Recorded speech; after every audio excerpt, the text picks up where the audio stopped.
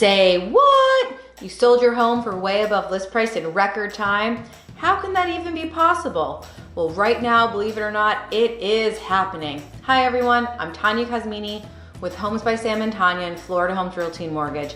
If you saw our previous video, you found out one strategy to make sure you actually keep the amount of money that you go into contract for.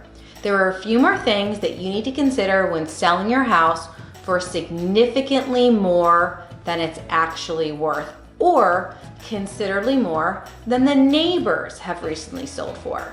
The first was to see if the buyer would be willing to remove the appraisal contingency altogether.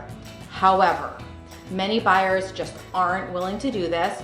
So another alternative, if they aren't willing to remove the appraisal contingency altogether, is to see if any of the buyers are willing to give you a specified amount that they are willing to pay that's above the appraised value. Obviously though, not to exceed the agreed upon purchase price. Well, how can this actually be helpful, or why would it matter to you as a seller? You see, if someone really wants your home, they may be willing to pay any amount for it. But as we have learned before, the bank is only going to loan what it appraises for.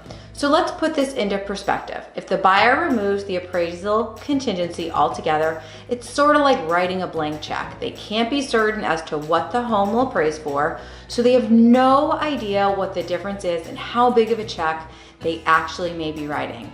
Many buyers are afraid to actually do this. Another option is to have them agree upon a specified amount they agree to pay over the appraised value if the home does not appraise. So here's an example. Let's say that you agree upon a sales price of $500,000 as a seller. Based upon the advice of your realtor, he or she knows the home most likely will not appraise at that amount. The first option would be to counter the appraisal contingency. The second option would be to ask the buyer how much they're willing to pay over the appraised value. So let's just say the buyer says they're willing to pay $15,000 over face value.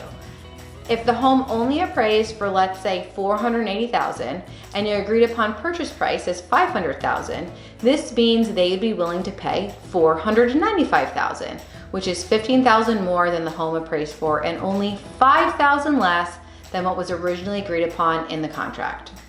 Again, there's a lot to consider when selling your home. It is not always cut and dry, even though it might seem that way.